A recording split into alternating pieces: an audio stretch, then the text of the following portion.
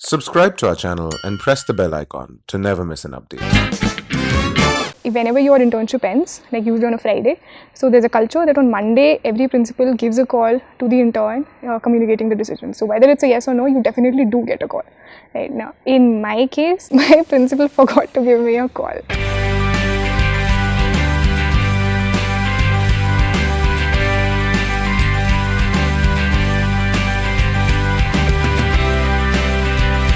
So the structure of a consulting organization is that so here I'll just talk about BCG here and how it works for them, right? So they hire a bit from undergrad, usually from some top IITs and all, and that's when they hire from or the associate position. Usually that MBA position is a senior associate.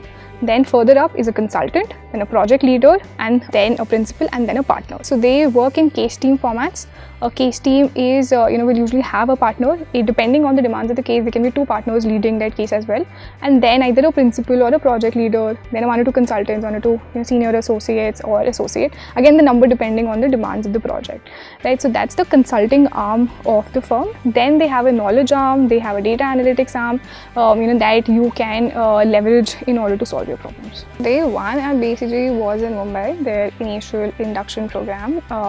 That happened for like 2 days, and we were not told our cases till then. Right, so the initial induction programs were nice. I mean, we had a lot of talks from a couple of seniors, and I was overwhelmed because there were so many people from all the campuses, and I was hearing their stories. How did the processes go about them? On the first day, actually, I was the only one who had come. Like the other two people from the campus, they came a little later. So just being the only one from my campus and with all the other campuses, that was really overwhelming for me because they had all other different sort of experiences. But again, right, but the main journey began when we got to know our cases, right? That's everyone really tries to figure out, okay, which case that you have, but nobody knows it. Absolutely nobody knows it. And you just told the case, at the end of the induction program. So then you start getting emails from the principals. The HR sends an email, and then the principal or the project leader, they send you an email giving you the details of the case, right? So when I got the name of the case, the name of the case, the industry sort of revealed that, okay, this is an industry that I know absolutely nothing about. And then I was a little jittery that how am I going to go about it, right? And so that's how that went. In terms of being my first day on the case, so the case that I was a part of, it was with a tractor manufacturing firm, and we worked out of the factory only. So it was because I'm a non-engineer, I'm a commerce student out and out. So I haven't even really been to a lot of factories per se. And for the entire 2 months, that's where I was. So the first day was essentially, the persons, the senior associates and all, getting me up to speed that what has happened on the project already, and then the principal telling me that what all do I need to do. Right, now that was fine, and I thought that because the concepts and all were so different, because it was so technical, that I thought that I needed some time to really figure it out.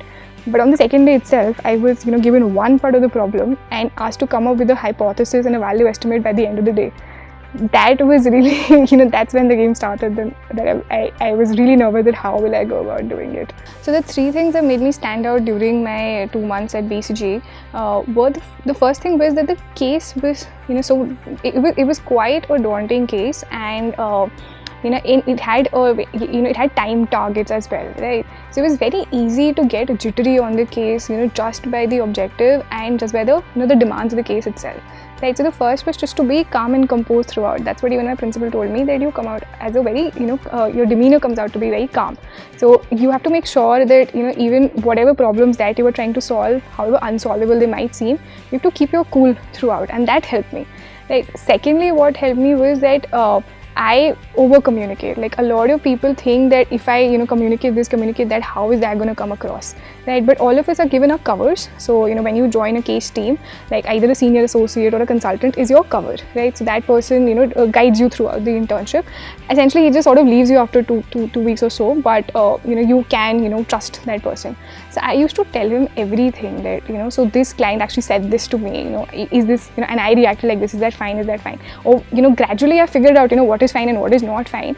But that helped because so that that I was not that I was not creating any issues. I was not creating any troubles. I was not making any obvious problems. And what happens is that whenever you're given a new case, it's good to ask very obvious questions right away. Right? If you're asking very obvious questions after the first month, that's an issue.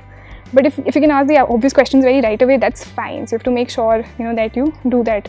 And thirdly, given that whatever the case was, and I did not have any subject matter expertise at all, so what I really need to focus was on my structure, that I'm able to think through it structurally and then solve it. Now, my case involved, figuring out, giving them design suggestions on their tractors, right, and with an objective of reducing costs, right. Now, I had absolutely no idea, how do these engines work or how did that happen. So I took an entirely data approach. I did not go about, sitting on a 3D model and figuring it out, because that's an approach that would have not benefited me, right. But a data approach could benefit me, because I can look at the data, see that this is a feature, and this is selling in this market, this is a feature that's selling in this market, but that market does not require that feature, so why don't we remove it? So that's what the thing that I had. The three things that I liked about BCG, first was that the environment that we were given was very holistic in the sense, so the HR and all had created a lot of frameworks for the entire interns, to be made comfortable. Right, so like we are given a buddy that's there throughout from the interview process itself, and that person is there for your internship time period as well. On your case, you're given a cover. The HR takes a lot of feedbacks, asking that, are you facing a problem? Are you facing a problem? Once I did not fill a feedback because I thought that I'm not facing a problem, so it's fine. But she called me up, and she called me up and she asked me in a very concerned tone that you are doing fine, right? You did not fill a feedback.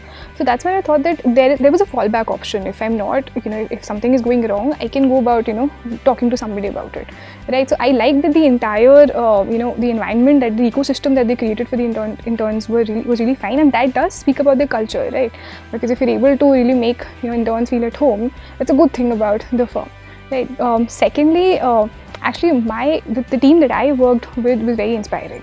Right, so my senior associate, he actually took the pains that we used to travel in the car together, right? And he did that. He did not have to do that, right? He did that so that we can even discuss, things on the go, and he can guide me throughout. And my principal, in that sense, was also, really nice about it. And because it's very easy to judge people in the initial, days, but both of them were very, were there throughout with me, guiding me there. So I had a really good impression in terms of the people, that BCG has, because of the team that I had. Right. Third was the sort of projects that the variety of projects that I saw in the firm, right? So not just my project, but all the other projects that all the other interns were working on. I mean, the scope of the projects and the variety of the projects, and essentially there is a thing that they've actually sold more projects than the people that, they have. And that's brilliant, right? That you do not have to be concerned about your growth and your stagnation. So at BCG, you do not have a separate PPO process per se. So we were given a midterm feedback, and this term the midterm feedback was actually written. So like we got a proper written feedback from the HR, and was filled by the principal and the senior associate, by my cover essentially, how did that go about it. And then based on that feedback, I had a conversation with my principal, right? Then therein that what you need to work on for the next 1 month. Towards the end of 1 month, you have a final feedback, which you're not really given formally, but it's for them to really work on, and you do have a presentation at the end, right? But that presentation is just to conclude your project, but there's no PPI. There is no PPI as such, and there's no separate process for PPO. They judge you throughout your internship whether they want to offer you a PPO or not. And one thing is that, so whenever your internship ends, like usually on a Friday, so there's a culture that on Monday every principal gives a call to the intern, communicating the decision. So whether it's a yes or no, you definitely do get a call. Right now, in my case, my principal forgot to give me a call. Right, so it was like everybody had gotten a call, and it was about 3 or so, and like everybody really gets a call by 12, right? And he hadn't given me a call even then. So then I texted my senior associate, and because he was even asking me that, has he called you? And so talked to you. I was like, no. Right, so he then asked him that, why aren't you, calling her? And then he texted me saying that, that Monday mornings are busy. I'm so sorry, I had this on my mind, in the morning, but I forgot. And like, congratulations. And then later on, he even called me, and he gave me a scare. Oh, you did not get a call from HR. Oh, they don't really, they don't really go about overturning our decisions. Maybe they did. And then after the second, he's like, was able to convince you. So that's the sort of team that I worked with, and that's where my experience really went well.